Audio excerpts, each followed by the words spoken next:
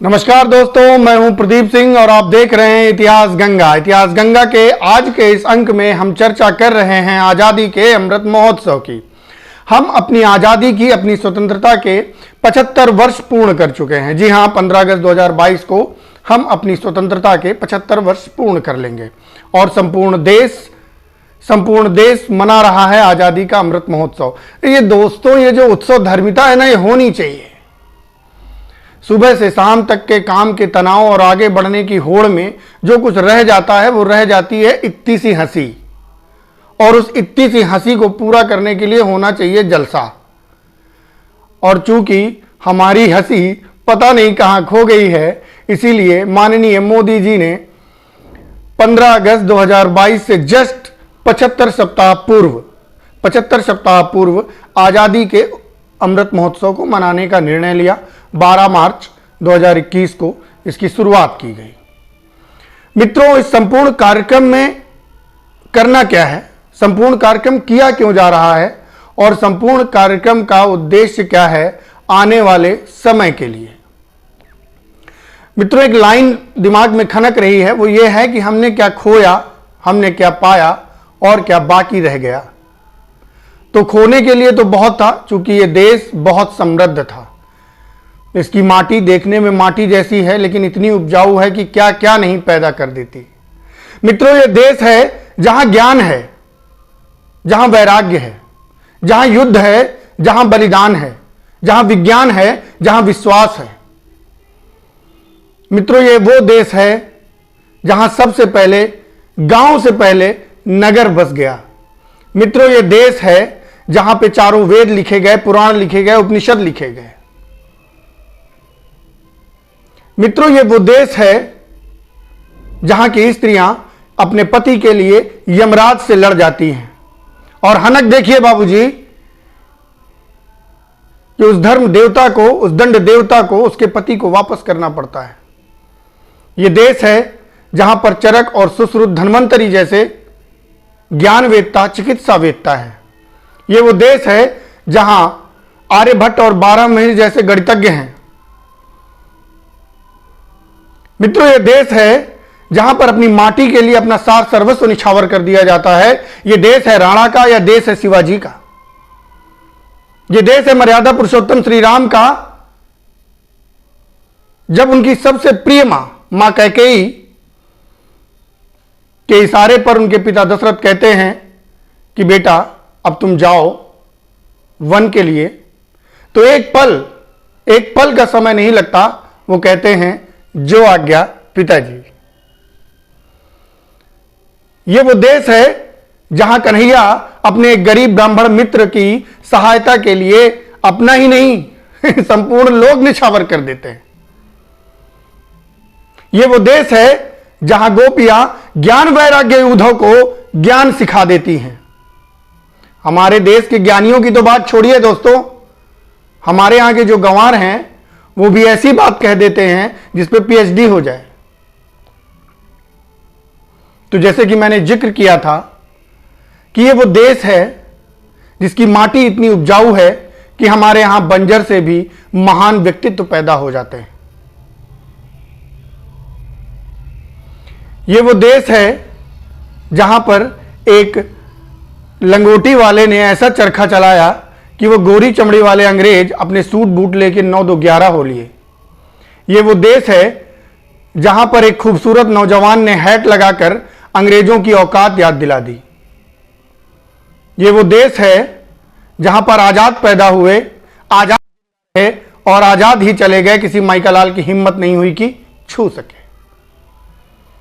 ये वो देश है कि दक्षिण के किनारे एक गरीब परिवार में जन्मा बालक, जिसको कई सफलताएं असफलताएं मिली, लेकिन उसने वो कर दिखाया जिसकी सोच यूरोप क्या संपूर्ण विश्व में किसी को नहीं थी। और आज ये हालत है कि दूसरे देश के लोग आते हैं, हमसे कहते हैं भैया हमारा सैटेलाइट हवा में छोड़ दो। जी हां, मैं कलाम साहब की बात कर रहा हूं। ये वो देश है कि लाख पाबंदियों के बाद भी पोखरण जैसे प्रयोग हमारे यहां हो जाते हैं। जी हां, तो सबसे पहले आते हैं कि अतीत क्या है हमारा, एक गौरवशाली अतीत है जिसका महिमा मंडन कई बार किया जाना चाहिए, फिर भी खत्म नहीं होता। सैंधव सभ्यता से प्रारंभ करते हैं। नगरीय व्यवस्था, वैदिक काल आता है, अशोक आते हैं, भगवान बुद्ध, जैन आते हैं, भगवान शंकर आते हैं, शंकराचार्य, आदि गुरु शंकराचार्य। दर्शन का ऐसा ऐसा कृतित्व गढ़ के चले जाते हैं कि पश्चिम के जो दर्शन शास्त्री होते हैं वो भी कहीं कहीं पानी मांग जाते हैं। मैं यकीन के साथ कह सकता हूं, पश्चिम दर्शन शास्त्री कांट को पढ़ते होंगे, हेगल को पढ़ते होंगे, लेकिन अगर शंकर को नहीं पढ़ते तो दर्शन पूरा नहीं होता।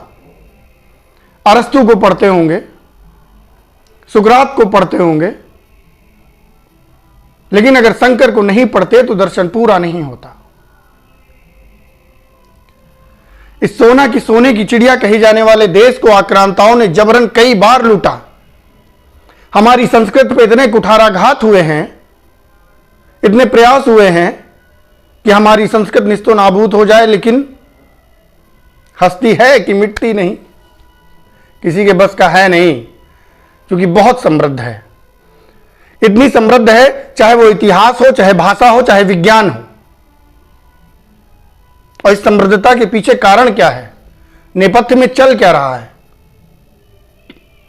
जिस देश का सहचर्य यह है कि वसुधैव कुटुंबकम, तुम बाहर से आके संपूर्ण विश्व को जो हम अपना परिवार मान रहे हैं, और तुमको लगता है तुम आके कुछ खली बली मचाओगे और चले जाओगे और हम बर्बाद हो जाएंगे। संभव नहीं। कई बार लूटा गया, आक्रांताओं ने जबरन प्रयास किया, फिर गोरी चमड़ी वाले आए जिनको इस बात का विश्वास था कि हम बहुत बुद्धिमान हैं, लेकिन उनको भी भागना पड़ा और गए वो। ठीक है, हमने खोया, बहुत कुछ खोया, लेकिन फिर हर वो चीज जो खोई गई उसको पाया, और उसको पाने के लिए बहुत लंबा संघर्ष है दोस्तों। ये जो मैं सारी बातें कह रहा था सुनने में बहुत अच्छी लगती हैं। हमारे जो कुछ बहुत ही रूढ़िवादी किस्म के प्रबुद्ध वर्ग है, उसको लगता है कि ये तो महिमा मंडन जैसा है, अतिशयोक्ति है, लेकिन इसमें कुछ अतिशयोक्ति नहीं, एकदम सही है। और मित्रों, अतीत होना चाहिए और गौरवशाली अतीत होना चाहिए। आज मैं पूर्णतः गौरवान्वित हूं और इस देश का हर एक बालक, बालिका, वृद्ध, महिला सब गौरवान्वित है, क्योंकि हमारे पास एक गौरवशाली चमकता हुआ स्पार्किंग पास्ट है। मित्रों, एक गुरु जी का मैं एक बार स्पीच सुन रहा था, तो वो कह रहे थे कि जिनके पास गौरवशाली इतिहास नहीं है उनका वर्तमान और भविष्य भी बहुत चमकता हुआ नहीं हो सकता। उन्होंने एक उदाहरण दिया, एक दृष्टांत दिया।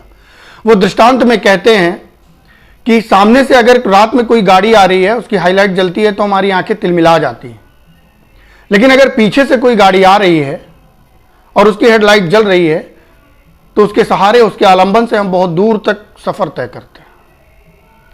तो ऐसा है हमारा इतिहास। जब हम गुलामी का जीवन जी रहे थे, निर्दयता से, बर्बरता से हमको कुचलने का प्रयास किया जा रहा था, उस समय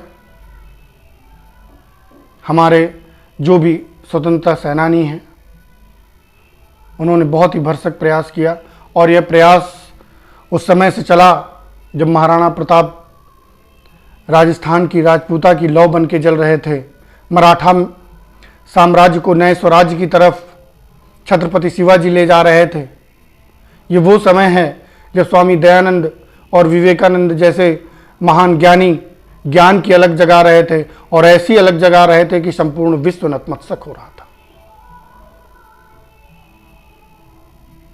बाल गंगाधर तिलक, लाला लाजपत राय, विपिन चंद्र पाल, दादा भाई नेहरू जी, फिरोज शाह मेहता जैसे लोग कांग्रेस की धुरी बनकर देश के लिए नए सपने गढ़ रहे थे। नाना साहब जवाहरलाल, नाना साहब, रानी लक्ष्मीबाई, तात्या टोपे 1857 में ऐसा गदर मचाए कि उस गदर की बातें आज भी होती तो कई लोगों की चूल्हें हिल जाती। वहां विदेश में बैठकर श्याम जी कृष्ण वर्मा, लाला हरदयाल, मैडम भीका जी, के आर रुस्तम कामा, उधम सिंह, इन सब लोगों ने विदेश की धरती में ही विदेशियों को कुछ ढीला कर दिया था।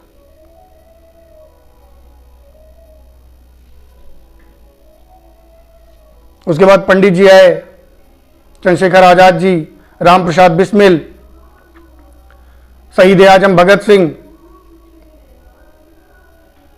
बटुकेश्वर दत्त सुखदेव,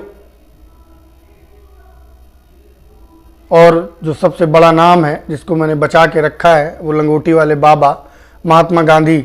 जब वो आए तो एक कृशकाय शरीर वाले व्यक्ति ने इस विशालकाय साम्राज्य को, जिसके बारे में कहा जाता था कि इसका सूरज कभी डूबता नहीं है, उसे सूर्यास्त के लिए मजबूर कर दिया। मित्रों, ये बात तो है उन लोगों की जिनको हम जानते हैं, लेकिन कई सारे हजारों हजार ऐसे स्वतंत्रता सेनानी हैं, ऐसे बलिदान हैं, ऐसी शौर्य गाथाएं हैं जिनके बारे में हमको पता नहीं है, लेकिन इनका योगदान इस स्वतंत्रता में, इस स्वच्छंद समूह के लिए जिसमें हम आज सांस ले रहे हैं, है, और उन्हें नमन किया जाना चाहिए, याद किया जाना चाहिए। और मित्रों, पिछले वर्ष एक कार्यक्रम का संसर्ग प्राप्त हुआ। हमारी एसडीएम थी श्रीमती सुब्री सिंह, उन्होंने स्वतंत्रता दिवस के पूर्व संध्या पर एक दीप कार्यक्रम चलाया था, जिसमें यह था कि उन स्वतंत्रता सेनानियों के नाम जो बेनाम हैं, जिनको हम जानते नहीं हैं, उनके विषय में। तो आप सबसे आह्वान है, अनुरोध है कि आप सब लोग भी अब की बार 14 अगस्त को एक दीपक ऐसे उन लोगों के लिए जलाएं जिनके बारे में हम जानते नहीं हैं, लेकिन जिनके बलिदान की वजह से आज हम स्वतंत्र हैं। तो मित्रों, ऐसा गौरवशाली इतिहास है हमारा। 12 मार्च 1921 को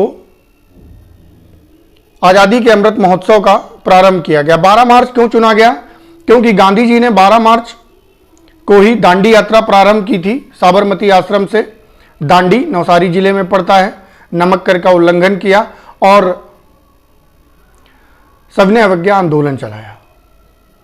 तो वो 75 वर्ष के शुभ अवसर को मनाने के लिए 75 सप्ताह पूर्व ये प्रारंभ किया गया। उद्देश्य क्या है आजादी के अमृत महोत्सव मनाने का? तो उद्देश्य ये है कि इतना गौरवशाली इतिहास है कि आने वाली पीढ़ियां इसके बारे में जानेंगी।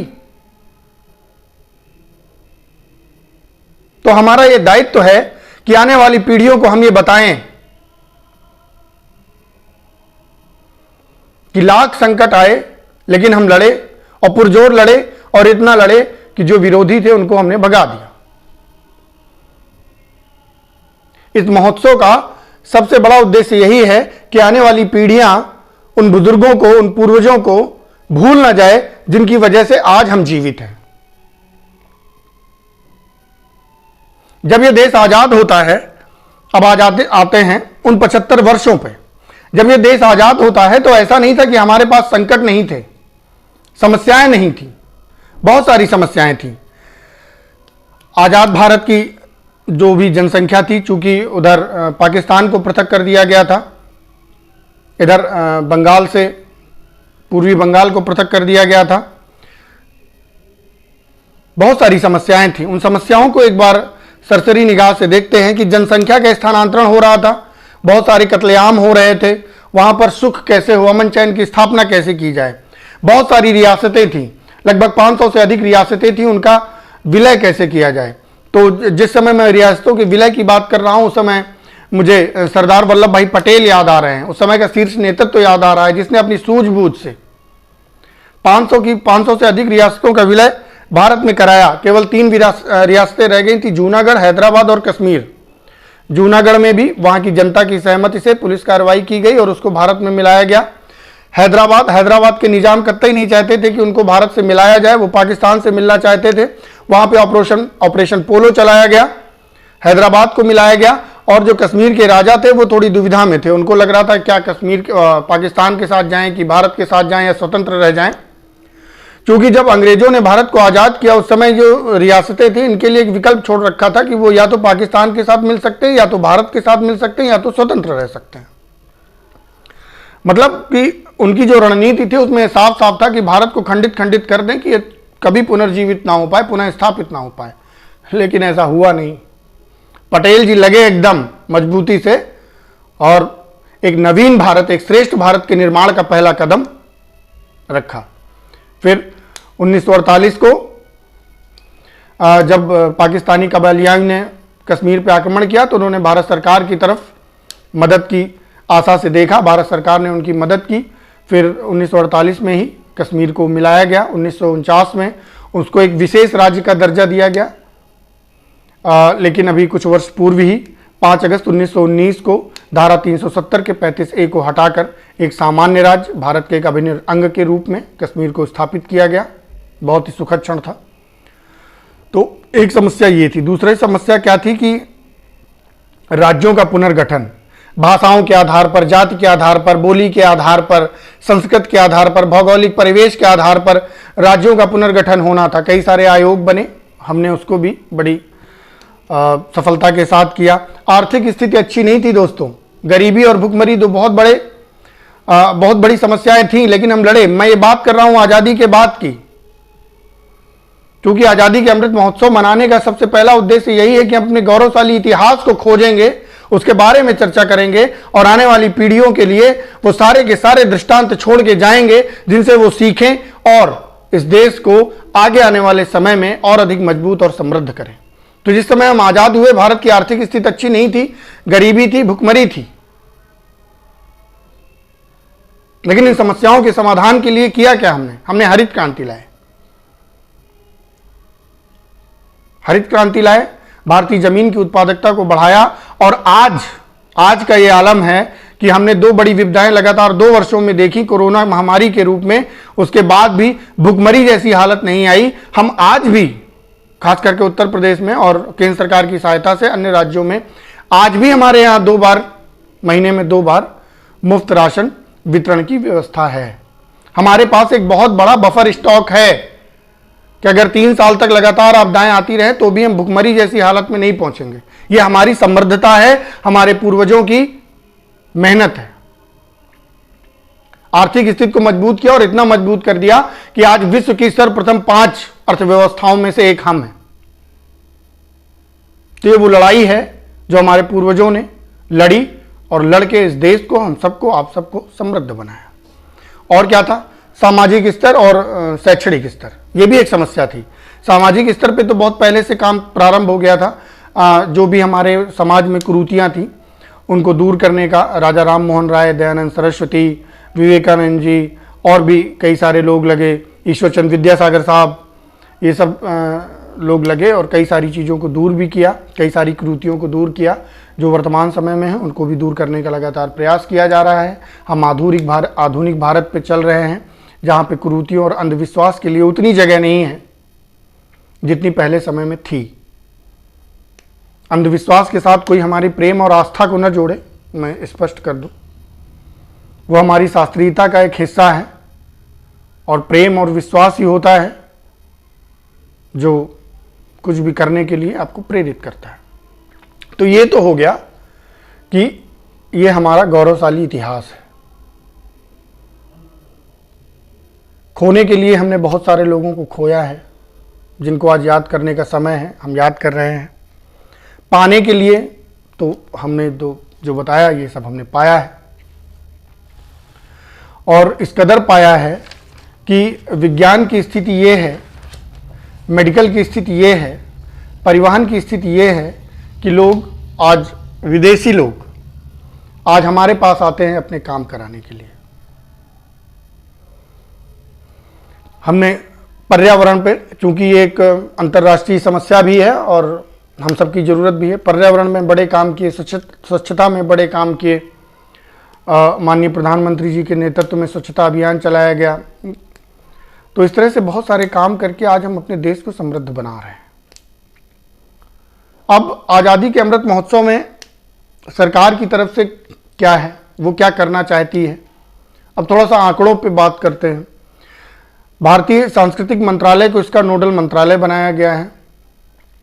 उसके माध्यम से, झांकियों के माध्यम से, जलसों के माध्यम से, महोत्सव के माध्यम से प्रत्येक सरकारी तंत्र को, स्वयंसेवी संगठनों को, और ये प्रयास है कि व्यक्तिगत रूप से प्रत्येक भारतीय इस आंदोलन को आगे बढ़ाए, इस मुहिम को, इस उत्सव को, इस महोत्सव को आगे बढ़ाए और ये समझे और ये समझाए कि हमने इन 75 वर्षों में क्या हासिल किया है और इन 75 वर्षों की मेहनत के बाद क्या रह गया है, और जो रह गया है उसको प्राप्त करने के लिए आगे आने वाले 25 सालों में, चूंकि 75 ये हो गए, आने वाले 25 साल मिला के 100 साल हो जाएंगे। तो जो 100 सालों का दृष्टि है, 100 सालों का जो विजन है, उसको लेके काम चल रहा है। आज हम 75 पूरे करने वाले हैं। हम अपना मूल्यांकन कर रहे हैं पिछले 75 सालों का।